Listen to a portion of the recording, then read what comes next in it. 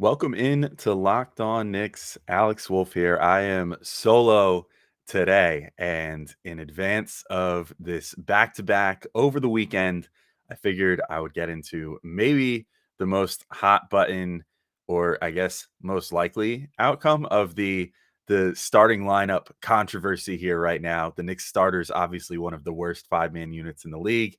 How can that be fixed?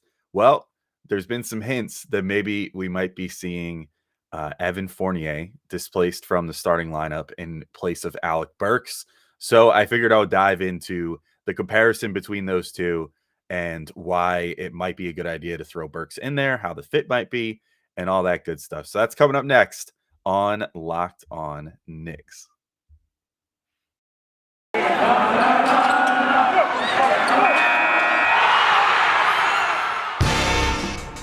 You are Locked On Knicks, your daily New York Knicks podcast, part of the Locked On Podcast Network, your team every day.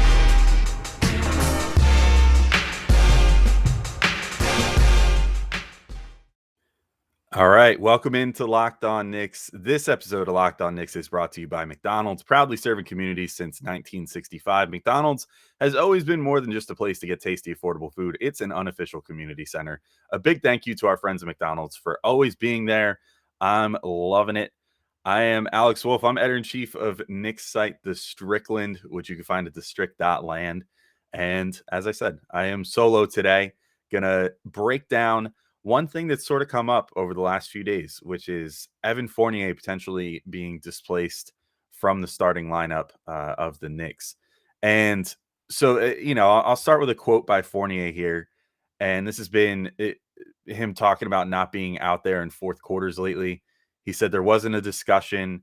I'm a 10-year vet now. I watch the game. I can feel the game. I don't need to be finessed. I don't need soft talk. I'm not an old player, but a veteran. It's okay. My feelings won't get hurt. But I want to be out there. I know what I'm capable of, and I know what I can do to help this team win."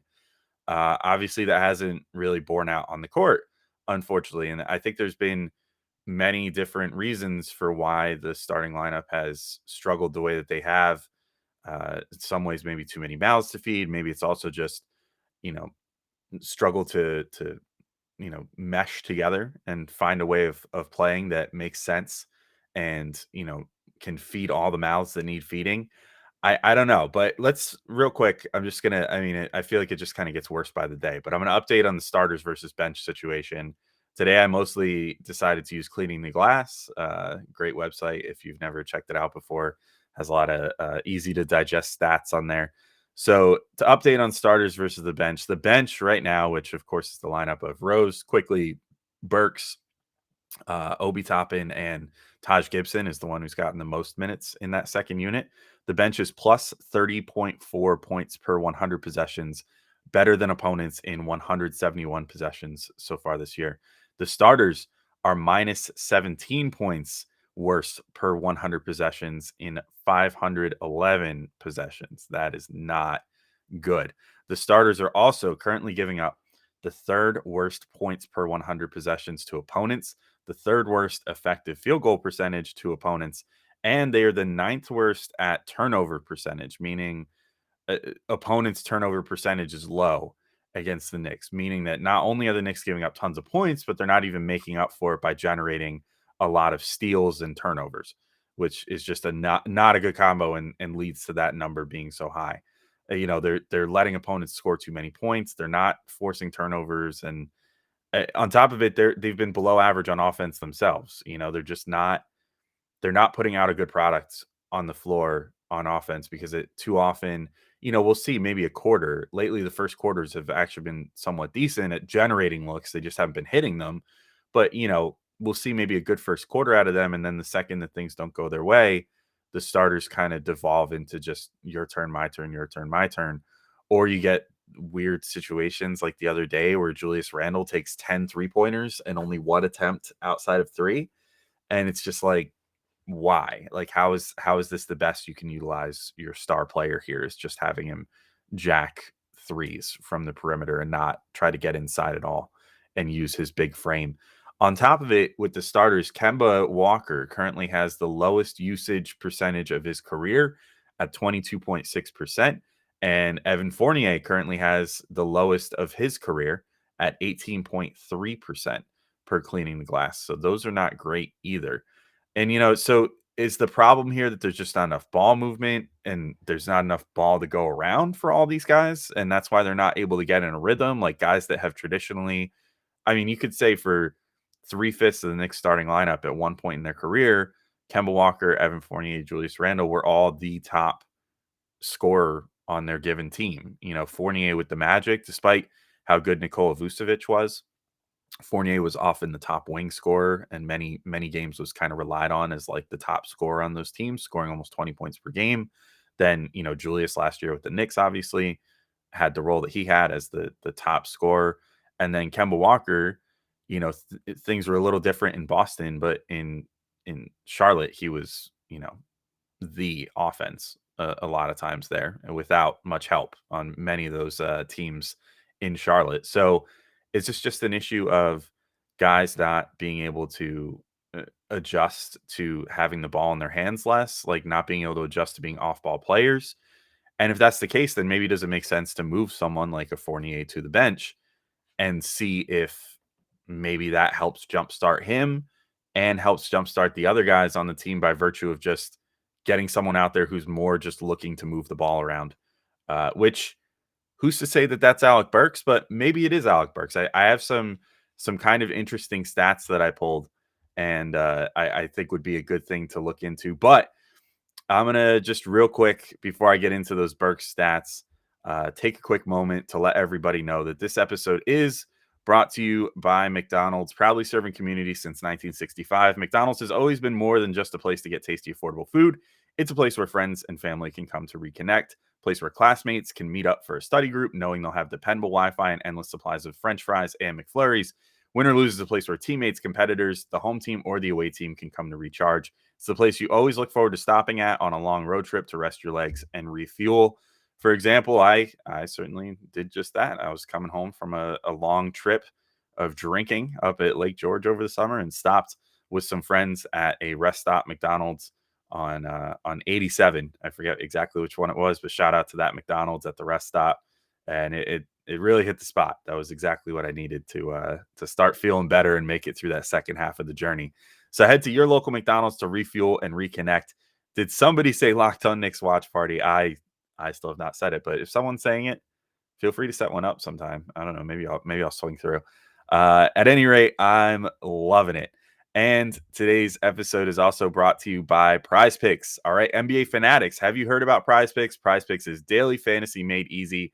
I love this, and I know you will too. Prize Picks has the best NBA daily fantasy sports prop game on the market. Prize Picks offers more NBA props than any other DFS prop operator and offers all the superstar players as well as bench players, only recording a handful of minutes each game. Prize Picks offers any prop you can think of, from yardage to touchdowns, even interceptions thrown. All of Locked On Knicks users that deposit and use our promo code will receive a 100% instant deposit match up to $100. Just make sure to use the promo code NBA. You pick 2 to 5 players and an over-under on their projections, and you can win up to 10 times on any entry, and it's just you versus the projected numbers. Prize Picks allows mixed sport entries. You can take the over on LeBron combined with the under on Mahomes in the same entry. You can use the award-winning app on both the App Store and Google Play. Entries can be made in 60 seconds or less. It's that easy. Prize Picks is safe and offers fast withdrawals. Don't hesitate. Check out prizepicks.com and use promo code NBA, or go to your app store and download the app today. Prize Picks is daily fantasy made easy. All right, so to jump into these stats and the little bit of speculation about Alec Burks here. So as Chris Persianen noted on Twitter from Knicks Film School, drop him a follow if you are not following him already.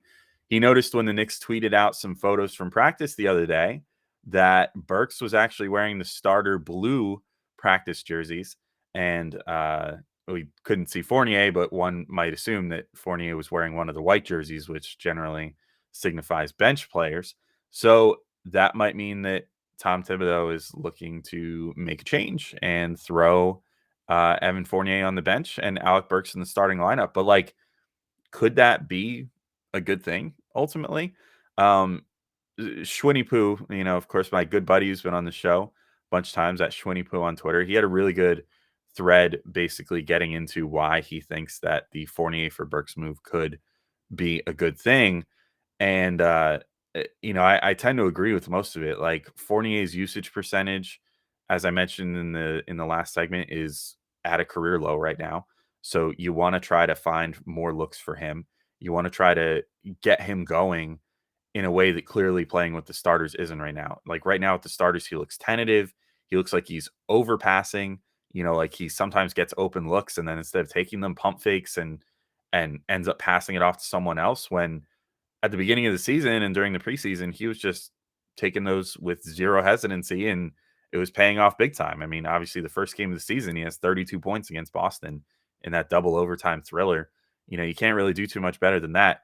And, I think that a lot of it is just that nobody seems to know who should be shooting the ball, I guess, in the starting lineup. It's very strange, and it's a problem that we never see with the bench unit. The bench moves the ball around so fluidly. Everybody seems to know, like, okay, if this hits me in the hands and I have an open shot, I'm going to take it. And we see so many wide open looks from Derrick Rose, Emmanuel Quickly, Obi Toppin, even and he struggled with his 3-point shot, but it started to come around recently because he's just taking the open looks. And then, all the little dump offs to Taj, to Obi, the alley oops to Obi. I mean, everything is just running so nicely, and it's very apparent that the bench played all of last year together and have this sort of chemistry. But you can't keep putting yourself in these situations where the starters are giving up so many points, be it in the first quarter, which lately it hasn't been the first quarter, to give them credit. They've been playing well in the first and keeping things close there, but mostly it's been the starts of third quarters that have just been destroying the Knicks. And, the starters come out flat. They give up, a 12-0 run or whatever to the opponents. All of a sudden, a game that was roughly like tied at the half becomes a double digit deficit. And then you get the bench in there. They have to, scratch and claw back. And then by the end of the game, you can't really figure out what to do as far as closing things out. And that exact thing happened against Orlando the other day, and it's just kind of unacceptable. That was one of the worst teams in the league, and tonight, for example, they're going to be facing Houston, who's one of the worst teams in the league. But the schedule upcoming is not going to be so easy. Like, for example, the Knicks have coming up on their schedule here the Bulls tomorrow at 8 o'clock on Sunday, which is not an easy matchup at all on the road in Chicago. Then they have the Lakers with LeBron James back coming to New York on Tuesday. Then you've got the Suns coming to New York on Friday, and then you have to go on the road to the Hawks next Saturday. I mean, it's a brutal stretch, followed by then an away game against the Nets, another game against the Bulls at home, then another home game against the Nuggets, and that sort of ends that murderous stretch before you get maybe a little bit of a break after that, where it only becomes 50-50 good teams. But really, if the Knicks don't figure something out against the Rockets in this game that they can carry over into these games against the Bulls, Lakers, Suns, Hawks, Nets, Bulls again, and Nuggets, things are not going to get easier anytime soon. And the Knicks might realistically be looking at a situation where if they continue playing like they have been to start halves, they might end up in a real bad way as far as their record's concerned early in the season here. So to get some numbers on Burks, actually a couple more quick numbers on Fournier. Fournier's points per shot this year is at almost a career low, 1.07, 44th percentile for wings per cleaning the glass. He also has the second lowest effective field goal percentage of his career at 50.9%. So could having Fournier come off the bench allow him to be more featured with Derrick Rose, Emmanuel Quickly, Obi Toppin, that unit that moves and plays so well together? Could that potentially help him find his shot and find situations where he's more comfortable, and then maybe honestly even get him going good enough that he can start playing these fourth quarters, which clearly it's been bugging him that he hasn't been able to? Maybe it's possible. And I think that Burks so far this year has been more of a glue guy than he's been getting credit for. Like, he's not generally thought of like that. He's thought of as more of like a bench gunner. And that is sort of how he was for the Knicks last year.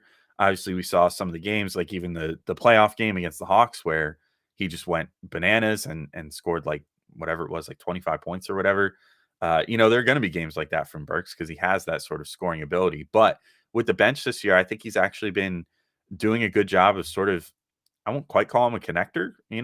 I won't say he's been a connector, but he's been similar to that. I mean, he's been very deferential. He hasn't been, looking only for his own shot. Some people, gripe about his shot selection sometimes, but that's just sort of the shots that a player like Burks has to take to find his rhythm.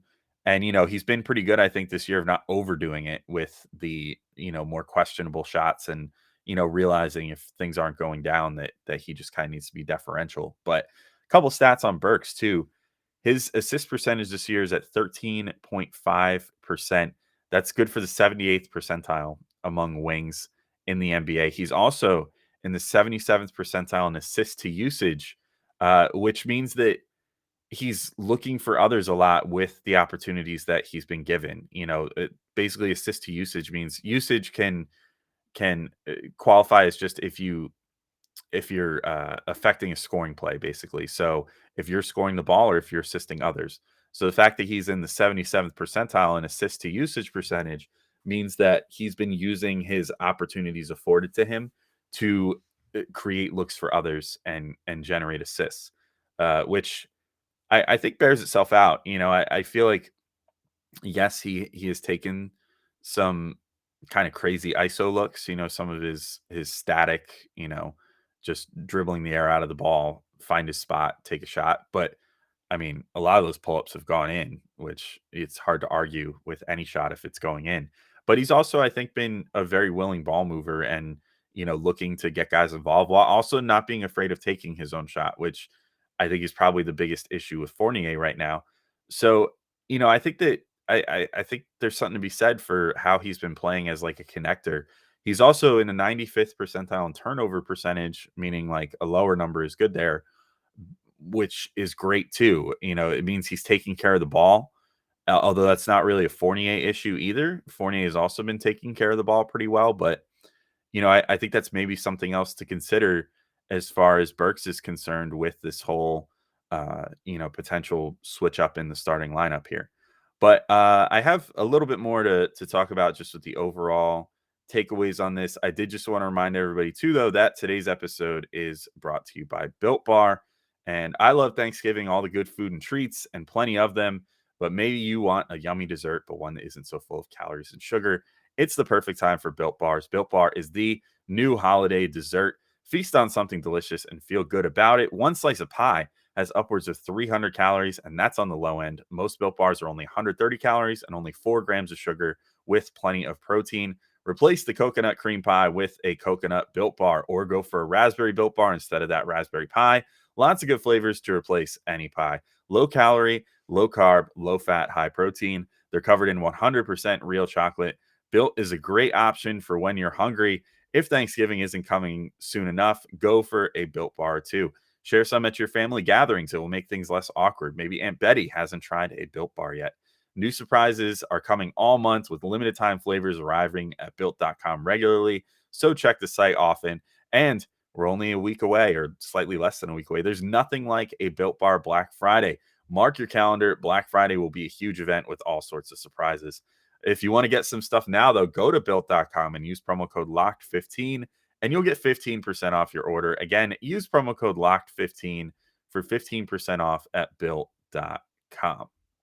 All right, so getting into now the issue of how does this work? How does Burks starting work compared to Fournier being on the bench? And look, to be clear, I think there are a number of options that I'd probably choose before this. I think if you really ask me, I would probably want to put Emmanuel Quickly in the starting lineup instead of Fournier, or maybe even instead of.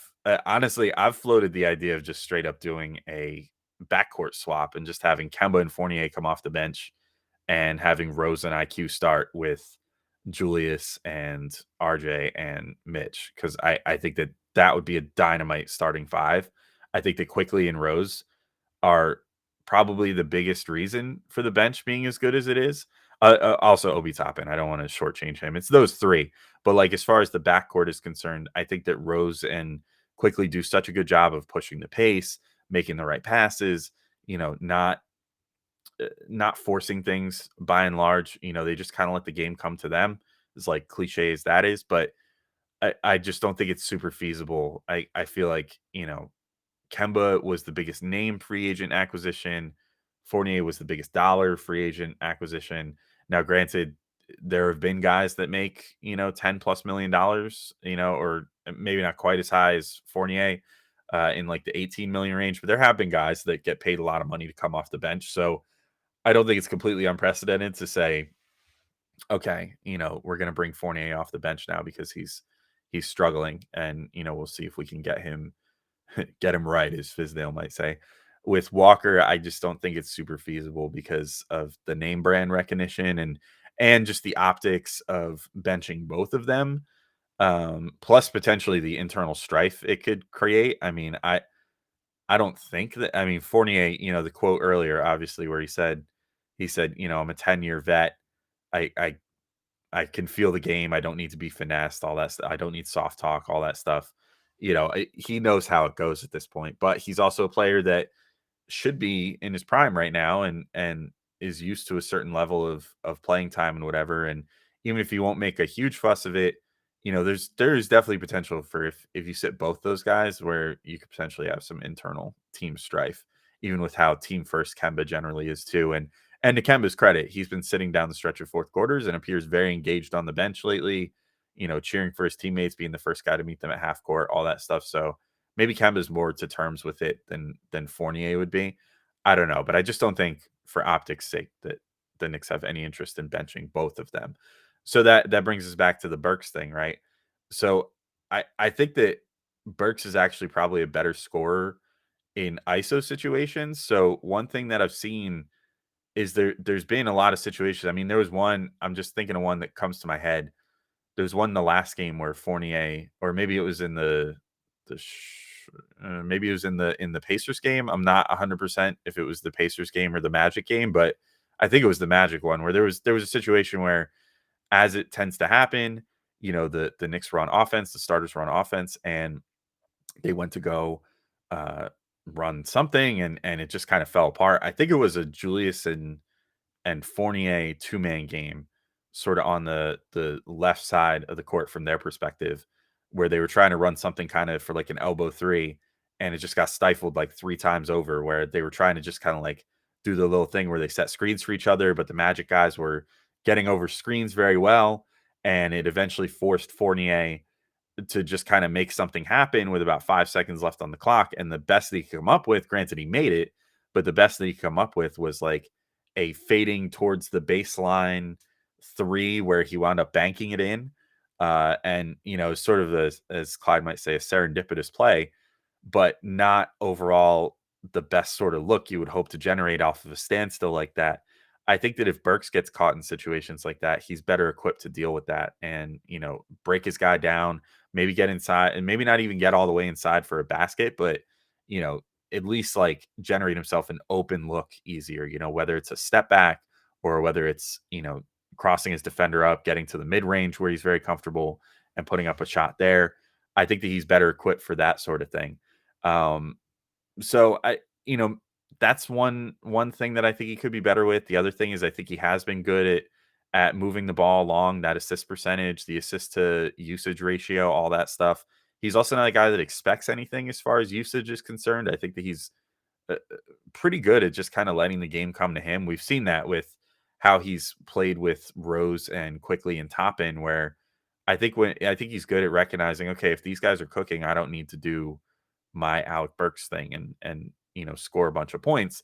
But also if the situation arises where he's needed to score some points, granted it could be hot and cold given the night. He is a very notoriously hot and cold player, but he has that ability to at least in theory give you that production um and do that. So the other thing is he's been consistently one of Tibbs's favorite guys coming off the bench too. It's generally Burks and Rose coming first, even before Quickly and Toppin, given how great they've been playing lately.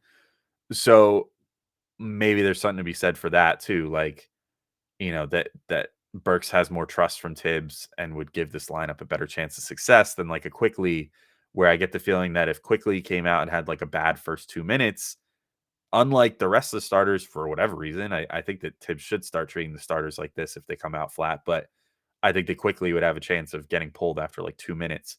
Burks, I think if he's struggling a little bit, and as the starting lineup has been, if they're struggling, I think Tibbs would basically give him the same treatment he's been giving Fournier, which is to leave him out there and trust him to do whatever it is he's going to do. I will say one big worry of mine. I looked this up and it was hard to even find the stats on it because they haven't played a ton together. I tried to find this exact 5-man lineup that the starters would be with Burks in there, and I couldn't see it, and maybe I just missed it. But if they have played together, it's probably only been for like a minute. It's been really few and far between that the starters minus Fournier plus Burks have played. And like I said, if my quick research was right, they maybe haven't played together at all. But I don't know for certain. But at any rate, the worrisome thing that I did find was I was looking up 2-man lineups and I wanted to see how Kemba and Burks have done together, and it's not good. They've played for all of 22 minutes together this year, so not very long, but they have a minus 38.1 net rating in that time per NBA stats. That is really, really not good. Granted, that's a small sample size for one thing. For two, that probably has mostly occurred like right at the end of a third quarter, or the end of a first quarter when the starters have come out flat. So it's kind of the end of the starters being flat before you get Rose Quickly, Obi, and Taj or Noel in there to sort of stabilize things and make Burks part of that secondary unit that he's so good with. So maybe it's not worth looking into too much because Burks is probably coming in the midst of whatever tailspin the starters are going through when those Kemba and Burks minutes happen to happen. But it's still a little concerning nonetheless. I mean, obviously Kemba and Fournier have not been dynamite either because they play so many minutes together in that starting lineup, and the starting lineup is so bad. So it also just might be a Kemba problem at this point, which I do think there are a lot of things that are Kemba problems right now. And I don't necessarily think that inserting Burks in the starting lineup is going to solve any of those right away. But I mean, it's things you have to look at. And I think that if you can make one relatively low risk move to try to shake up the starting lineup right now, putting Burks in for Fournier is probably about as good of one as you can get, and one of the only moves that I could really see being like palatable to Tibbs. So I don't have too much more to say on this. So the Knicks play the Rockets tonight, and then they again have a back-to-back against the Bulls tomorrow night on the road. So things are not going to get easy anytime soon. If the Knicks can't pull this game out against the Rockets, we might be in for who again are the worst team in the NBA. I think they're 1-14 right now. The Knicks might be in for a really rough stretch coming up here. So buckle in. We'll see how it goes. But until next time, this has been Alex Wolf, and this has been Locked On Knicks. Thank you all for listening, and I will talk to you all soon. Peace out.